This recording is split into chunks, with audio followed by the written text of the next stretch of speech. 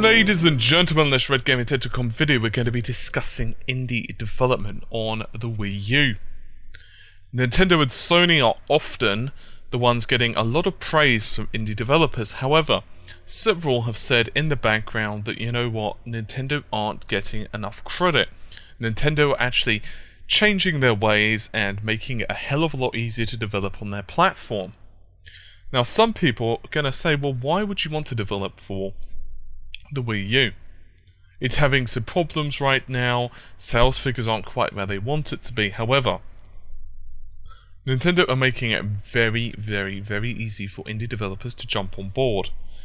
The system itself is pretty damn great for indie games, especially of course with the Wii U pad. It makes certain games very accessible, especially games that have been developed for, say, the cell phone, iOS for example. It also lends itself very well because Nintendo are pushing very quickly to get the development kits to them, and Nintendo are very keen to take on some very crazy ideas. So we're going to hear from a couple of indie developers, and we're going to basically read a few interviews, give some thoughts and opinions, and just see what's going on in the land of Nintendo right now. Phil Tossell, who is Nyamiam's co-founder, was giving an interview, and he said, and I quote, "In the back of our minds we had been thinking that the Wii U would work really well with our game. But with such a small team, we didn't think we'd have time to pursue it any further, and we didn't really know how to go about getting in touch with Nintendo." Now, just out of quote for a minute, there was another small issue here. It was actually quite a big issue. Nintendo themselves, for quite a number of years, would simply not listen to you. They wouldn't be bothered with you unless you actually had your own dedicated offices. They would basically say that you were not a certified developer. Now that's okay and may seem a very small deal to you guys, but think about it. Let's say you're a small indie developer and you have, say, 2 to 3 people working with you, maybe max, maybe 4 or 5 people on your team in some cases. Why would you actually have an office in those cases? It doesn't really make financial sense. It's just not really that feasible. Much more likelihood is that each of you has a PC and you're coding and maybe conferencing over Skype or whatever you're doing to make sure that the project's going quite well, because oftentimes obviously people are needed to multitask a lot of the time, maybe working long hours, and therefore sometimes even someone may be in, say, one part of the world and another one's in another completely different part of the world. And so a lot of the time brick and mortar offices in those cases just don't really work. And so a lot of the time indies just weren't really able to accommodate this. But don't say Nintendo don't change, and they've basically changed the tune on this and abolished that rather odd requirement. And so, continuing, "From the time I'd worked with Rare, I had a good understanding of how things were typically done at Nintendo. They were always incredibly secretive, which is part of where Rare developed its secretive culture as well. Given those past experiences, I've been pleasantly surprised with how much more approachable and open Nintendo are. We made it clear that it was important to us to be able to self-publish, and they were fine with that. Publicly, Nintendo are not as good as demonstrating the support that they give to indies as, say, Sony are, for example. However, behind the scenes, the support they are giving us is great." Just a little bit of an FYI for you guys, Nyamiam themselves, another team member of Nyamiam, has actually commented regarding Microsoft's change of tune. And they've basically said that, well, I used to work for Microsoft, and she basically said that she wants to see really how it goes before they start really putting their support behind Microsoft systems. So I guess we'll just have to see there, but nevertheless, Nyamiam themselves are pretty damn happy with Nintendo so far. Another team that we're hearing about, another indie development team, is Napnog. Now, they've been making some rather crazy games on the original Wii, the Wii U, as well as some mobile stuff, some Kinect stuff, some stuff on PC, of course, and whatever else. And they are trying to explore, and I quote, "new and traditional interfaces and input devices." These quotes are from the CEO and producer, Diana Domovska. I'm really hoping I've pronounced that correctly, regardless. Our relationship with Nintendo started in early 2010. Some of Napnog Games are also members of the Copenhagen Games Collective and are known for the development of Dark Room 6 game, an award-winning multiplayer erotic rhythm game without any visuals, played with the Nintendo Wii remotes. The game is more of an installation piece and never became a commercial product. DRSG, you can't make this stuff up, I swear. DSRG was a weird experiment, you don't say, but we immediately saw a huge potential in making games where the players looked to each other and not the TV. We wanted to explore that in a commercial setting, God. Anyway, so they decided to then create something a bit different from this. They decided to create a multiplayer spell dueling game called Trial or Trill. I'm unsure of the pronunciation. I'm just going to call it Trill, but that's Tryl for anyone that wants to correct me afterwards. Anyway, so they basically contacted Nintendo back in 2010, and the game actually never made it to the market because they felt it was just too much of an ambitious scope. But even back in 2010, which is obviously a while back, they noticed that Nintendo themselves were actually growing in desire to support the indie developers. And they said, a few years back, the only support we could get was actually being able to self-publish on the platform, and very little PR and marketing help. That has changed and improved since then. Red Thread Games are, of course, putting out Dreamfall chapters in November, and they actually raised about $1.5 million to do this for a Kickstarter project. And they said, and I quote, Nintendo approached us last autumn immediately after Dreamfall chapters was announced, and they were in fact the first console manufacturer to do so. By the way, just so you guys are aware, this is told by Red Thread founder and the creative director Ragnar Tornquist. I'm really hoping I've pronounced that correctly. That is Tornquist. At that point, however, we weren't ready to make any commitments regarding the engine and platform, so we decided to wait. We got back in touch with Nintendo in late May of this year, and they were very interested in working with us. The studio has received its first Wii U development kit, and is still in the process of getting the game up and running on the Wii U. It is aiming to release Dreamfall chapters on Nintendo's console pretty soon, however. So far they've been very helpful and supportive, and it's been a very painless and surprisingly rapid process. Rodriere Broadbent, meanwhile, has also said it's been a whirlwind of development. Perhaps the most interesting thing of working with Nintendo, though, is how interested they are in gameplay details and how it feels with regular questions, ideas, suggestions, which really help push the game forward.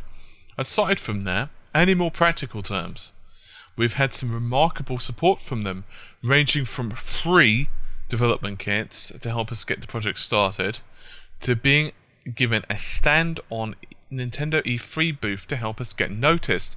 It was really comfortable and fun relationship so far. End quote. So what are my thoughts on this? Well, I think it's just quite interesting. I think that it's very interesting that Nintendo are jumping on this so wholeheartedly. Just today, there's a chain actually in the UK, I'm not sure if you guys are familiar with it, by the name of Asda. And this chain is basically saying that they're going to slowly stop selling Nintendo's Wii U in their actual retail store. It will still be online, so if you guys go to their website, you'll be able to pick it up, no problem, no harm, no foul. However, with the games and the consoles themselves, the actual hard copies, if you go into a store, you know, where your groceries are, they're no longer going to be there. So in short, they're most likely, of course, going to do this because they see that, okay, the console's not selling as well as maybe it should be, and you know what, we need the shelf space because of the PS4/Xbox One. I don't think this is a bad thing, particularly for Nintendo. However, what is really good right now is the indies themselves are going to support them. It's obvious that indies alone cannot win any console war, and you guys know I hate that term with an unending passion. The heart of 1,000 burning suns, I tell you. But regardless, it is becoming quite clear that Nintendo themselves are changing their tune, and it's kind of a strange thing, because I remember Nintendo, when I was growing up, seemed to be this guardian, and it had these very staunch and rigid principles that it would stick with quite stringently, and it had this very non-tolerant policy on several different things, including things such as, well, of course, importing games and so on. Right now, I think it's obvious that Nintendo are quite at a crossroads. I wish that they would remove some of the changes they've made regarding Let's Plays and stuff on YouTube, because I think that's silly, and I think that they do need the help in terms of advertisement. I think it just doesn't make sense not to, especially because Sony and Microsoft are really embracing it right now with the whole share functionality. It just isn't good for them to be the ones left out. But regardless, it is very good that once again they are starting to get into a position, much like Sony and Microsoft, where the indies are starting to become part and parcel of this. One may argue, and one could argue quite well actually, that the indies are also being used as somewhat of a chess piece in these wars, where no one wants to be the one who's not supporting the little guy because it doesn't look very good on your company. Plus, of course, you want the games. Let's face it, you don't know, as I've said a trillion times now, you don't know if you're going to have a Minecraft on your hands. And by all means, it doesn't have to be a Minecraft. Torchlight 2, for example, which is an astoundingly good game, has sold 2 million units. And that's just news for the last day or two. It's basically doubled sales of the previous title. It's sold really well. It's made the developers a lot of money. And other indies as well, the same thing's going for them. The thing is, you don't need to be that successful in terms of competing with, say, a AAA game to be able to make a decent amount of cash if you're an indie developer. The reason is simple, because your overheads are considerably less.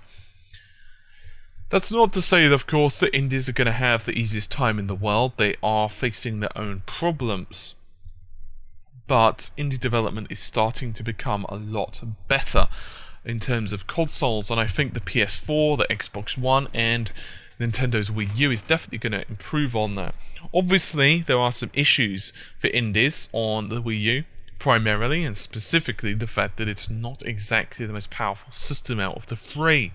On the other hand, it should be more than sufficient to play most games. After all, look at the back catalogue of, say, the Xbox 360 titles, which are starting to somewhat drip feed onto the system. One could argue that if you start getting enough indie developers onto your system, especially if the titles are really good, people may even stop buying the games.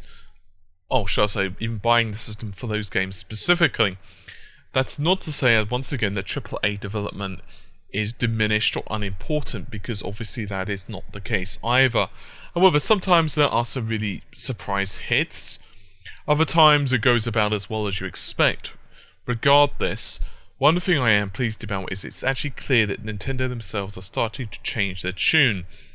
Some may argue that it's out of necessity, some may argue that they're being brought into this with, little elegance, that they're being kicking and screaming, but then one may argue exactly the same thing as Sony and Nintendo as well. Many people would say that Sony have been very smooth on this, but I would argue that sure, they've taken little beats in terms of the PS4. However, they received a lot of their criticisms already on the PS3, and to be honest with you, it just been foolhardy for them to have ignored them, in my personal opinion. However, they have listened to them, and they've grown as a company for doing so. Sometimes you just have to take the criticism and say, you know what, okay, we made a mistake there, we didn't support our developers, maybe quite as well as what we should have, but we've grown from it, and we're a lot better from it, and we're a lot stronger from it. And it wasn't just indies that Sony had issues with.